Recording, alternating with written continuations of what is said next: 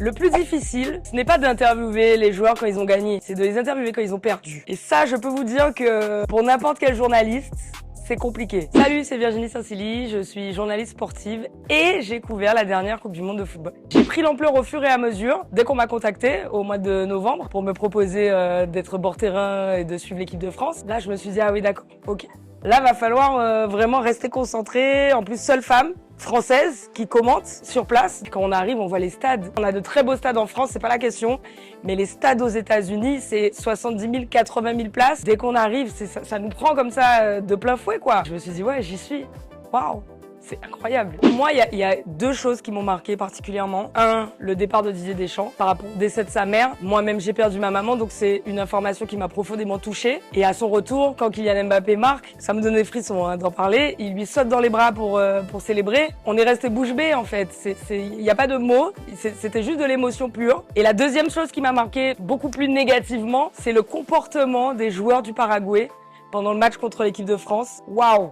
C'était compliqué de rester calme et de rester dans son rôle de journaliste, quoi, neutre. Très sincèrement, c'était n'importe quoi. Il y avait énormément d'agressivité. Alors quand on est sur le bord de la pelouse, il y a des choses qu'on voit, qu'on entend, qu'on ressent pas forcément à la télévision. Et ils étaient vraiment particulièrement agressifs. C'était des mesquineries, c'était subtil, c'était pour qu'on voit pas trop. Ce sont les deux choses qui m'ont particulièrement marqué. Alors, comment s'organiser mes journées? Je me réveillais très tôt le matin parce qu'il fallait à la fois faire le make-up et la coiffure. Les gens se rendent pas compte, mais ça prend du temps. Avant les matchs, c'était important pour moi d'avoir une grosse marge, de relire tous les derniers articles du matin, de me rôder sur les dernières petites infos de chaque équipe et de chaque joueur phare et des sélectionneurs aussi. Ensuite, tu arrives au stade 3 heures avant le coup d'envoi, fais des interviews à l'arrivée des bus, des directs aussi dans les magazines, parce qu'il y avait le magazine avant le match. Tout ce qu'on ressent depuis la pelouse, donc l'échauffement, le mood des joueurs quand ils arrivent, est-ce qu'ils sont souriants, est-ce qu'ils sont concentrés, est-ce qu'ils avaient le casque, est-ce qu'ils ont testé la pelouse, bref, tous les petits détails que nous on peut observer quand ils arrivent. Et ensuite, il y a le match.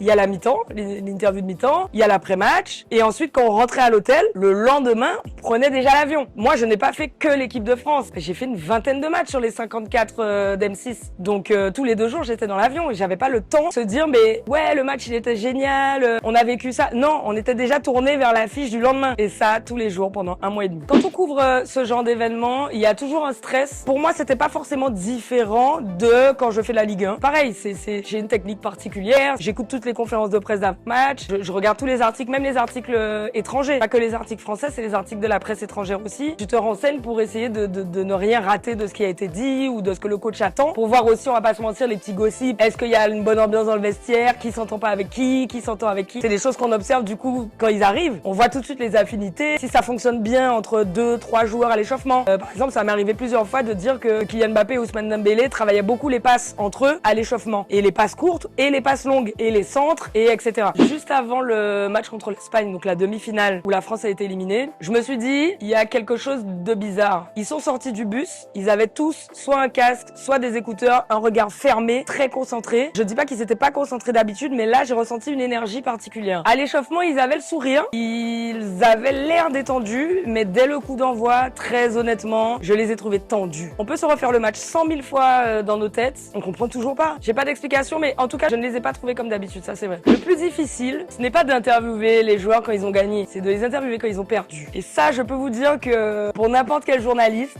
c'est compliqué. Surtout quand on est français et que c'est l'équipe de France. Donc on doit gérer notre propre déception et frustration, avoir un peu de recul et essayer de les faire parler parce qu'ils n'ont aucune envie de parler. On va pas se mentir. Et moi, j'essaie de me mettre à leur niveau. J'anticipe pas forcément mes questions. Je suis très dans la spontanéité. Et je leur parle comme si je parlais à un ami, en fait, qui vient de perdre et qui est extrêmement déçu et qui doit pouvoir trouver des mots pour expliquer ce qu'il ressent et expliquer ce qui s'est passé. Mais il n'y a pas de règle pour interviewer un joueur déçu, en fait. Faut juste avoir un minimum d'empathie et ça, bon, bah, c'est soit on l'a, soit on l'a pas. Ouais, je dirais que c'est ça, mais c'est sûr que c'est pas évident. Cette expérience m'a apporté énormément. Déjà, c'est le Graal quand on travaille dans le football. Couvrir la Coupe du Monde, il n'y a rien au-dessus. J'ai aussi fait la finale de la Ligue des Champions, donc j'ai envie de dire, pour moi, c'est une saison incroyable. Ça m'a appris sur moi-même parce que j'avais énormément de pression sur mes épaules de me dire, j'ai été choisie par la chaîne publique française pour couvrir la Coupe du Monde. Je suis une femme, il y a des progrès qui sont faits, mais dans ce milieu, ça reste compliqué. Chez les observateurs du foot, en tout cas, pas